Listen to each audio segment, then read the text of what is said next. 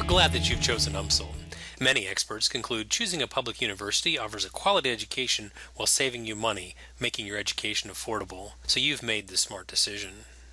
A college degree is most certainly a worthwhile investment. According to the Bureau of Labor and Statistics, those with a bachelor's degree have a greater earnings potential and are much more likely to be employed than those without a degree.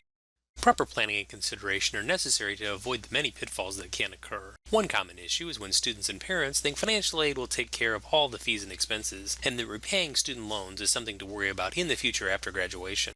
Understanding the financial implications of the earnings potential of a degree, the cost of borrowing, and the actual repayment amounts are factors to consider now. This presentation will help to explore the cost of obtaining a degree, the impacts your decisions can make to the overall cost, the amounts of loans that you can receive, the estimated amount of your loan repayments, and the suggested salary to make those loan payments. To begin, let's start with the cost. Many factors impact the cost of a college degree. Some of the factors include which degree you plan to earn, how many years you take to complete the degree, the number of college credit hours you take to get that degree, and where you plan to live. While the tuition rate per credit hour for undergraduate resident students at UMSL is normally the same, there are different course fees that can be added which may increase the cost. For example, a degree in English may have relatively few additional fees, while courses in business and nursing would have more. Of course, the earning potential of the occupation should be considered, as the initial investment may be well worth it. The number of years a student takes to get a degree and the total number of hours can impact costs in similar ways but for different reasons. For example, two students might both get a degree in the minimum required 120 hours. If one student completes a degree in 4 years, taking 15 hours a semester, and another student completes their degree in 5 years, taking 12 hours a semester, the 4-year student will save almost $1,200 in tuition and a year's worth of living expenses. In addition, the 4-year student will have the opportunity to earn a salary a year sooner. If the student takes out loans to pay for these charges, the extra year will add more than $13,000 in principal and interest. With proper planning, considerable savings can be achieved, saving you money now and in the future. Another primary factor in the total cost of a degree is the decision where to live. Whether a student lives in the dorms, in an apartment, or at home, there are still many varying costs to consider. The many examples and comparisons that will follow look at a student living in campus housing, but keep in mind there are still real costs of living in an apartment or at home that need to be considered. While there is an expense to live on campus in one of our residential facilities, if you're able to live on campus, there are benefits of doing so. Students who live on campus tend to be more engaged in activities, have a higher GPA, and are more likely to graduate. So what does it cost to obtain a degree? Please note the following samples are merely an estimate of possible costs. The Board of Curators approves tuition and fee rates each year which are subject to change, and there are too many decisions that each student can make which can significantly impact the total cost of their degree. A student living on campus, enrolled in 15 hours each fall and spring semesters, and meets his or her degree requirements in 120 hours, will graduate in 4 years with the total charges of about $90,000. If living off campus, tuition and fees would be approximately $48,000. If the same student takes 150 hours to graduate in 5 years, the total charges would be $115,000 if they live on campus, or about $61,000 in tuition and fees if not. Student loan interest will also increase the overall cost, which will be discussed a bit later.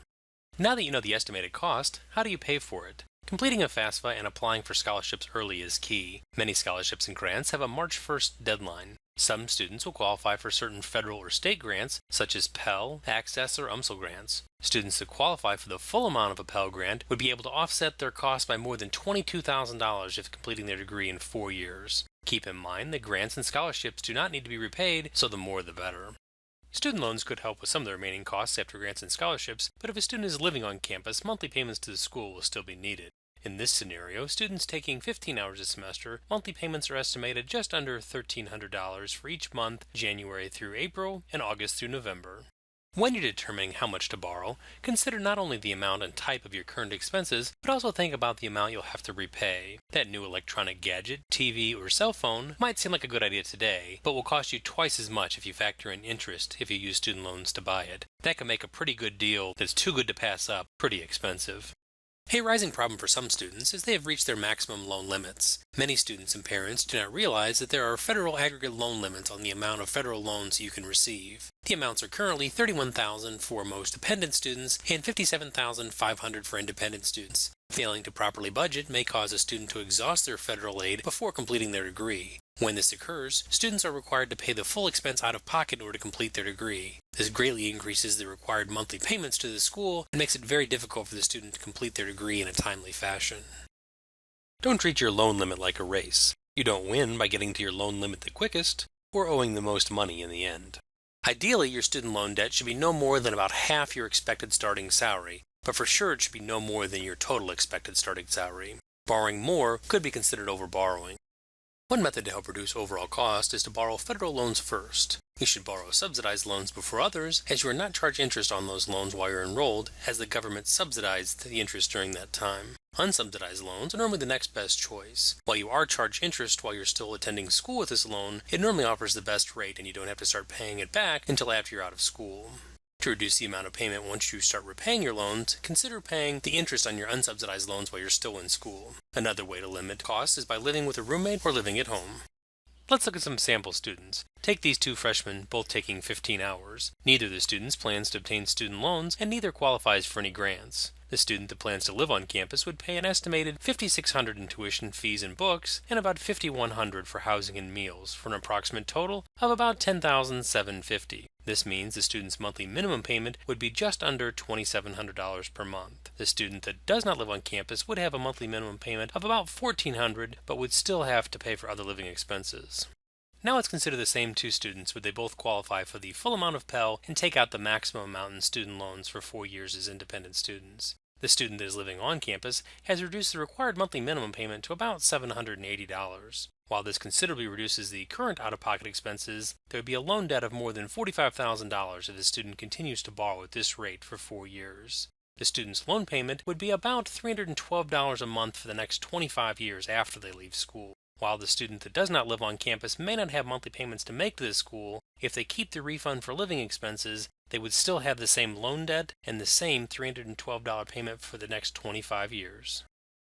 The average loan debt is about $26,900 for UMSL students. While we would like to see this reduced further, this example provides a realistic view that an average student might face. The loan amounts in both cases are where a student is taking out the maximum loan amount per year, but at the dependent rate that allows less to be borrowed each year and has a lower maximum amount. The on-campus student will have a monthly minimum payment of about $1,300 per month. This student would end up with about $27,000 in loan debt and a payment of about $200 a month for the next 20 years. The student that lives off campus would owe very little to the school each month, but would have to pay for housing and other living expenses on their own. This student would also have that same $206 payment for the next 20 years after they leave school.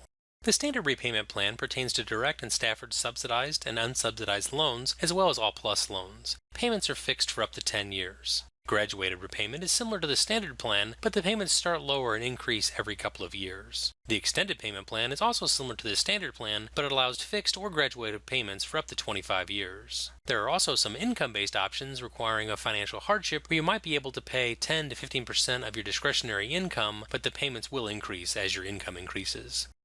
Many students do not realize they'll be paying for their student loans for the next 25 years. For example, if you borrow $27,000, your payments for the next 10 years would be about $311 per month. Or you could opt to have extended payments for 20 years where your payment would be about $206 per month. If that is too much, the payments could be stretched to 25 years, but your payment would still be more than $187. The government recommends that no more than 8% of your income, or about 10 to 15% of your discretionary income, go towards your student loan payment, which means in order to pay this loan back in 10 years, your salary would need to be more than $46,600. The salary requirements for 20 and 25 years are approximately $31,000 and $28,000 respectively. For a student that takes out the maximum loan amounts, their payments and salary requirements are even higher.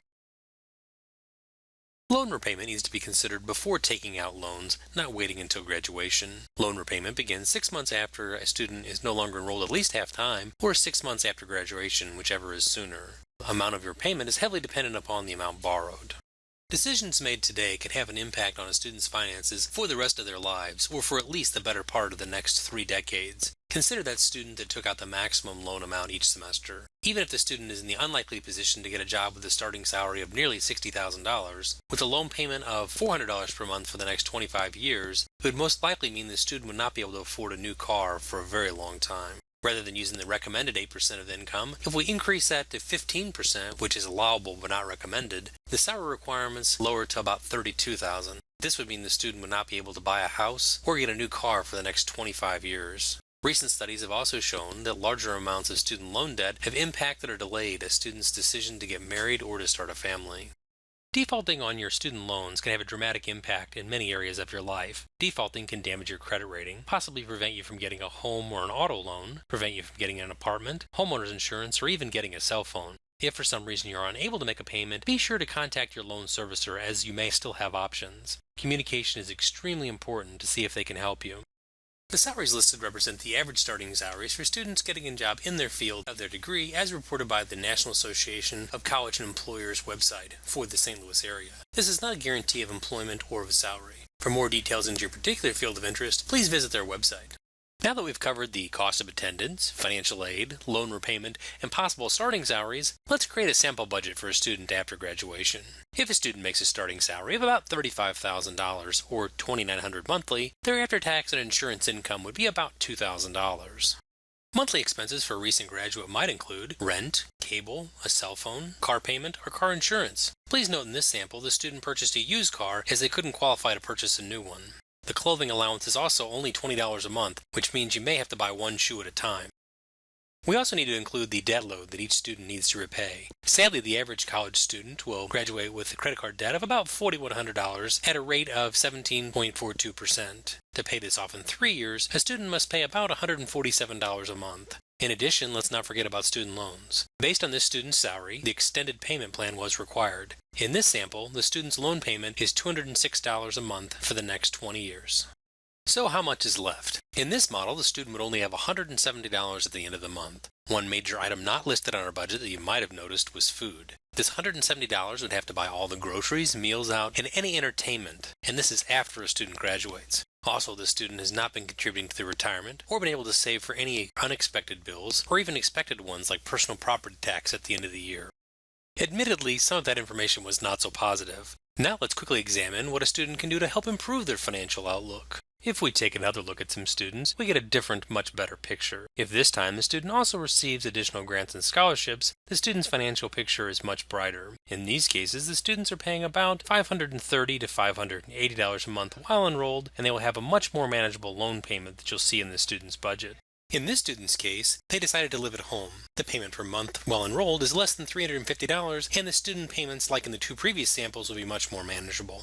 Just like in the previous budget, this student's been hired at a job paying about $35,000 per year. The take-home pay is once again about $2,000. The monthly expenses in this example are a bit lower. The student chose to have internet, but decided cable was not a necessity. Also, they realized that having a data plan on their cell phone was not fiscally responsible. Because of their decisions, they were able to purchase a brand new car, which lowered their maintenance cost. This student was responsible while in school and only borrowed what was necessary and refrained from using their credit card. They have a reasonable student loan payment of about $169 per month for only 10 years. With this new model, the recent graduate is in much better position. They'll have more than $400 to cover those other expenses not listed, like groceries, entertainment, taxes, and retirement. Using this model, a student could hopefully at least save some money for retirement, so they're earning interest rather than paying it. There are many factors that can go into a budget, and these few samples by no means cover them all. As noted before, there are other loan repayment options that might help lower your minimum payments now, but normally mean that you have to pay more in the future. Good planning, responsible borrowing, and making good financial decisions today can have a big payoff later, giving you a good start on your future and making your college education a very worthwhile investment. Please be sure to check out these additional resources to help plan your financial future.